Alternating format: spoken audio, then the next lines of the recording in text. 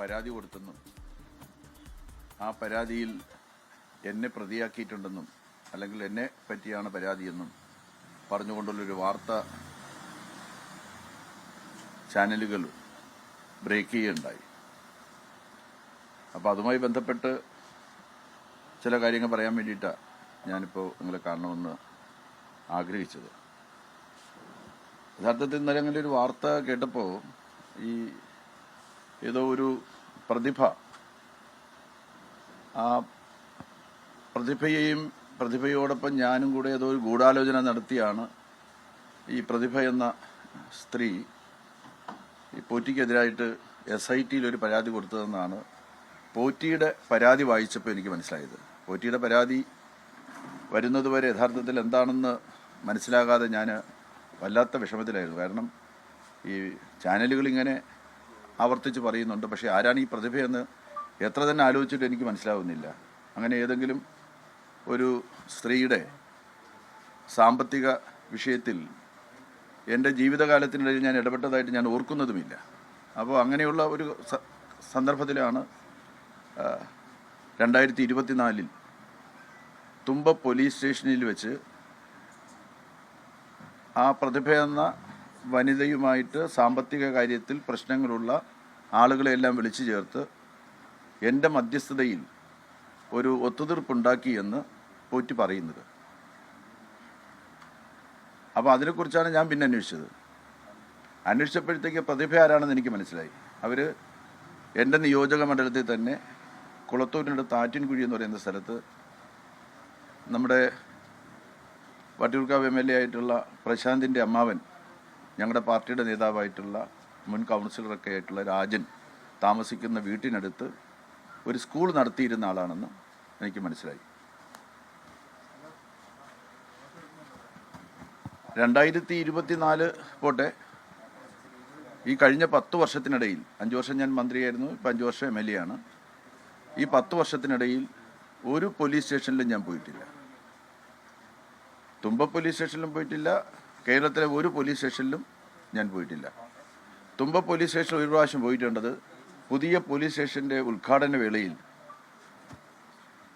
ബഹുമാനപ്പെട്ട മുഖ്യമന്ത്രി കേരളത്തിൽ ഒത്തിരി പോലീസ് സ്റ്റേഷൻ ഉദ്ഘാടനം ചെയ്ത സന്ദർഭത്തിൽ സ്ഥലം MLA അവിടുത്തെ ശിലാഫലകം അൺവീൽ ചെയ്യണമെന്ന് പറഞ്ഞതിൻ്റെ അടിസ്ഥാനത്തിൽ ആ പോലീസ് സ്റ്റേഷനിൽ ആ ചടങ്ങിൽ മാത്രമാണ് ഞാൻ പോയിട്ടുള്ളത്. ഞാൻ പോലീസ് സ്റ്റേഷനിൽ പോയിട്ടേ ഇല്ല. ഞാൻ ആരുടെയും ഒരു സാമ്പത്തിക വിഷയത്തിലും ഇടപെട്ടിട്ടില്ല.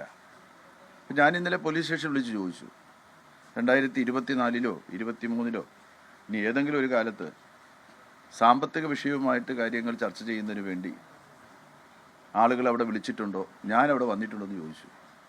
അപ്പോൾ അവർക്കൊരു ഓർമ്മയില്ല. 24 അങ്ങനെ ഒരു സംഭവമേ നടന്നിട്ടില്ല എന്നവർ പറയുന്നുണ്ട്. പിന്നെ പോറ്റി എന്തിനു വേണ്ടി ഇങ്ങനെ ഒരു തെറ്റായിട്ടുള്ള ഒരു വാർത്ത അല്ലെങ്കിൽ ലഭിക്കുന്നതിന് വേണ്ടി വാർത്ത ഇടുന്നതിന് വേണ്ടി ഒരു പെറ്റീഷൻ ചീഫിന് കൊടുത്തു, പോലീസ് ചീഫിന് കൊടുത്തു എന്നുള്ളതിനെക്കുറിച്ച് എത്ര ആലോചിച്ചിട്ട് എനിക്ക് മനസ്സിലാവുന്നില്ല. എനിക്ക് മനസ്സിലായൊരു കാര്യമുണ്ട്. ആ മനസ്സിലായ കാര്യം എന്ന് പറയുന്നത്, ഞാൻ ഈ തെരഞ്ഞെടുപ്പിൽ മത്സരിക്കുന്നു എന്ന ഒരു അവസ്ഥ ഇപ്പോൾ വന്നിട്ടുണ്ട്. അപ്പോൾ ഒന്നോ രണ്ടോ ചാനലുകൾ നടത്തിയ അഭിപ്രായ സർവേയിലൊക്കെ തന്നെ ഇടതുപക്ഷത്തിന് മുൻകൈയെന്നോ അല്ലെങ്കിൽ എനിക്ക് പ്രത്യേകമായിട്ടുള്ള മുൻകൈയോ ഒക്കെ ഉണ്ടെന്ന് ഈ ചാനലുകളുടെ അഭിപ്രായ സർവേ ഈ അടുത്ത ദിവസങ്ങളിൽ വരികയും ചെയ്തിട്ടുണ്ട്. ഈ പശ്ചാത്തലത്തിൽ എന്നെ അപമാനിക്കാൻ നമ്മുടെ സ്നേഹിതന്മാരിൽ ആരെങ്കിലും ഒരാൾ നടത്തിയ ഒരു നീചമായ ഗൂഢാലോചനയായിട്ട് മാത്രമേ പോറ്റിയുടെ ഈ പരാതിയെ എനിക്ക് കാണാൻ വേണ്ടി സാധിക്കുന്നുള്ളൂ.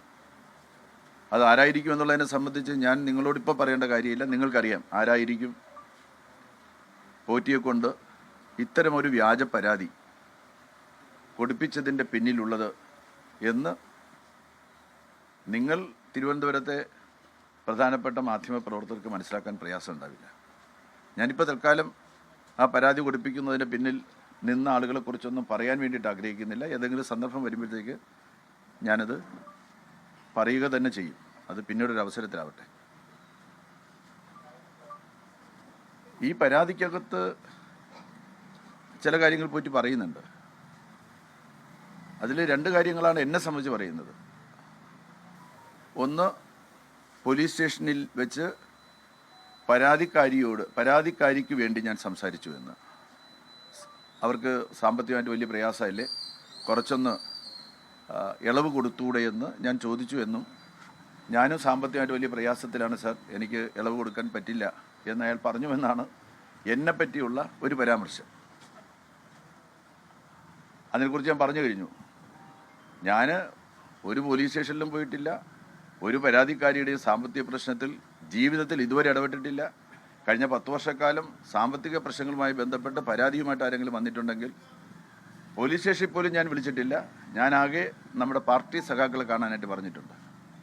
ആ പ്രദേശത്തെ ഞങ്ങളുടെ പാർട്ടി സഖാക്കളെ കാണുക, അവരുമായിട്ട് ബന്ധപ്പെട്ട് എന്തെങ്കിലും സാമ്പത്തിക പ്രശ്നങ്ങളുണ്ടെങ്കിൽ ഇടപെട്ട് പരിഹാരം കാണുക എന്ന് പറഞ്ഞ് പാർട്ടി സഖാക്കളുടെ അടുക്കൽ മാത്രമേ ഞാൻ അയച്ചിട്ടുള്ളൂ. പാർട്ടി സഖാക്കളോട് ഞാൻ പറഞ്ഞിട്ടുണ്ട്, ഇങ്ങനെ ഒരു പ്രശ്നം വന്ന് പറയുന്ന ആളെ ഞാൻ അങ്ങോട്ട് അയച്ചിട്ടുണ്ട് എന്ന് പറഞ്ഞിട്ട് ഞാൻ ഒരിക്കലും അങ്ങനെ ചെയ്തിട്ടില്ല. ലോകത്തെവിടെയായാലും ഏത് സമയത്തും 24 വാർത്തകളും ഓഗ്മെന്റഡ് റിയാലിറ്റി പാക്കേജുകളും എക്സ്പ്ലെയിനറുകളും വിശദമായി കാണാൻ ഞങ്ങളുടെ യൂട്യൂബ് ചാനൽ നിങ്ങൾക്ക് സബ്സ്ക്രൈബ് ചെയ്യാം.